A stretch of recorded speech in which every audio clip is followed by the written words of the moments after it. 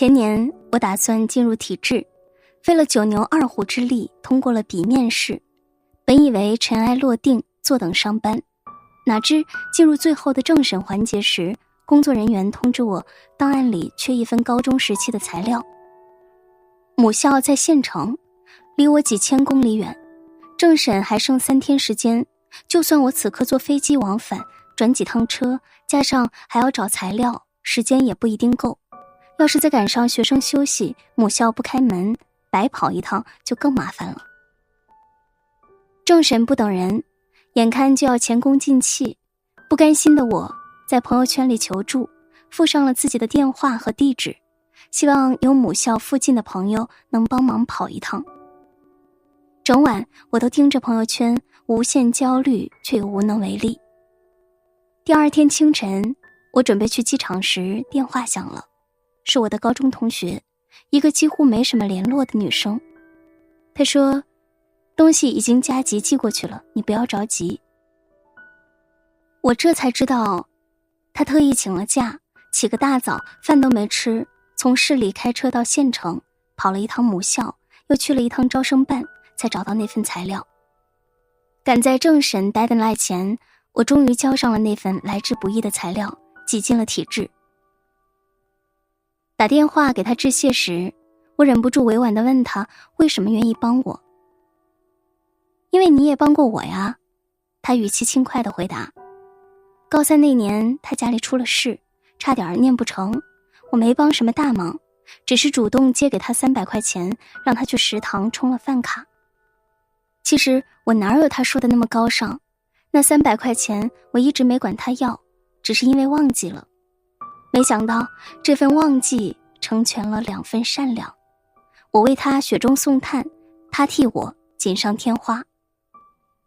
一颗善心胜似一座庙宇，一次善行胜过万千祝告。与人为善，于己方便，在此处播种善良，在彼处收获美好。这件事时时刻刻提醒后来的我，好心有好报，帮人必有人帮。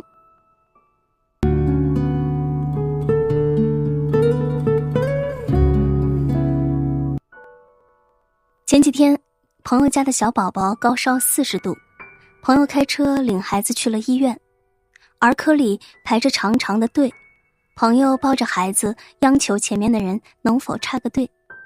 可是都是来给宝宝看病的，谁不着急呢？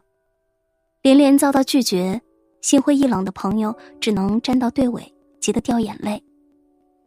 泪眼朦胧里，朋友听到前面有个大姐冲他招手，李老师，你过来。朋友抱着孩子站到他身边，不明所以。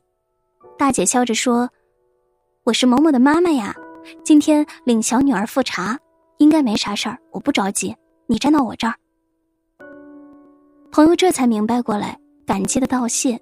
大姐爽朗一笑，领着孩子站到了队尾。1年前，朋友在某知名培训机构上课，负责中考冲刺班的教学。最后一天的押题课，价格高昂，需要额外付费。大姐家的孩子是当时那个班里唯一不打算续费的学生。孩子很优秀，但是家庭情况确实不理想。朋友了解后，向领导申请了免费名额，允许孩子免费听课。朋友说，我们教会了学生质量守恒，能量守恒，可是生活却教会了我善良守恒，运气守恒。孟子离楼下有言，爱人者人恒爱之，敬人者人恒敬之，这是人际交往的准则，同样是因果轮回的自然规律。人生就像储蓄罐，投入的每一份善良都会在未来的某一天悉数回馈。当这份惊喜悄然来临，我们管它叫运气，但其实它只是你久积善良，命运对你的返利。作家李尚龙在《你要么出众，要么出局》里曾经讲过这样一个故事。有一天，他和朋友在街上走，忽然有个女孩子拍了他一下，说，我很着急，能不能借你手机用一下，我的没电了。李尚龙犹豫了一下，还是借给他了。姑娘走到一旁打了一个电话，说朋友一会儿来接她，然后笑着走了。姑娘走后，朋友疑惑地对她说，你真是个道德圣人，要是我肯定不接。李尚龙回答，我不是什么圣人，我只是觉得举手之劳而已，说不定你以后也需要他们的帮助。朋友摇摇头，不信。他们继续走了大约500米，忽然听到后面有人在喊。李尚龙回头一看，是那个刚借手机的女孩子，手上拿着她不小心掉到地上的身份证。李尚龙在书里写道，我们帮助每个普通人，每个陌生人，无论他们有多普通多陌生，其实很多时候也是为了自己。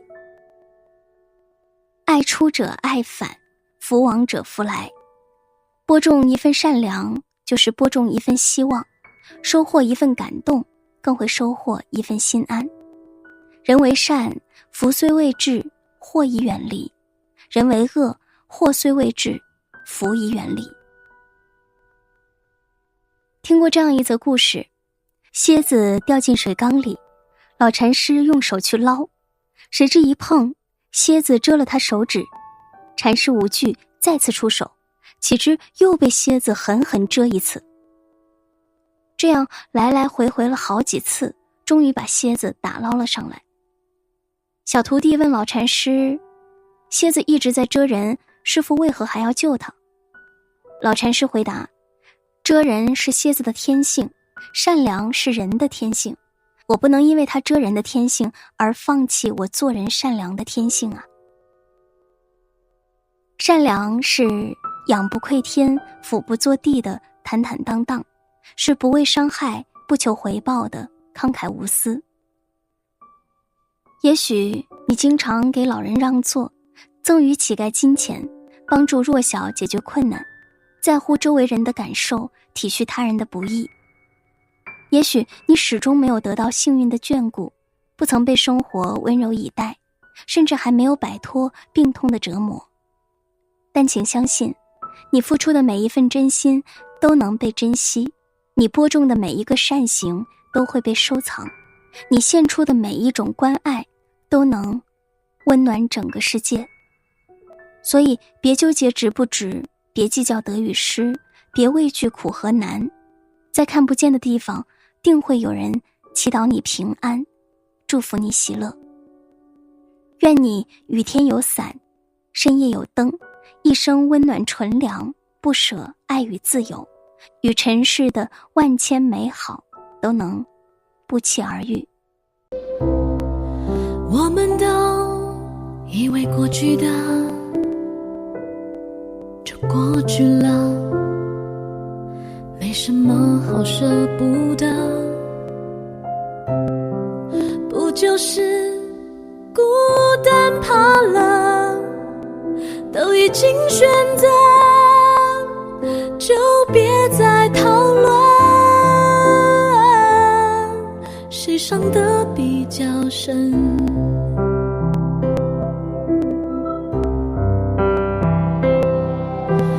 两个陌生人碰巧搭上同一班生命列车，分享每道黄昏，那爱过的人却在记忆的路口下车，转身抛下了永恒。我记得你的眼神如此的坦诚。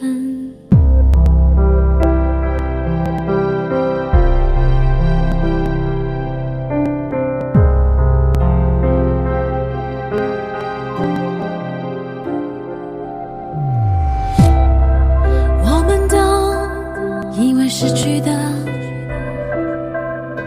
就失去了，断了线的风筝放开后就自由了，不再过问心会不会疼，它飞到哪去了？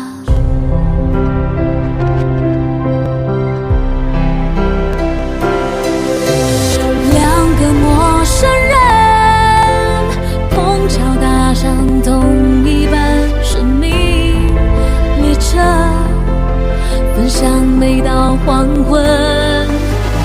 那爱过的人，却在记忆的路口下车，转身抛下了永恒。我记得你的眼神。如果你也喜欢这篇文章，请点击订阅与分享，也可以在评论区留下你的看法。感谢您的收看，我们下期再见。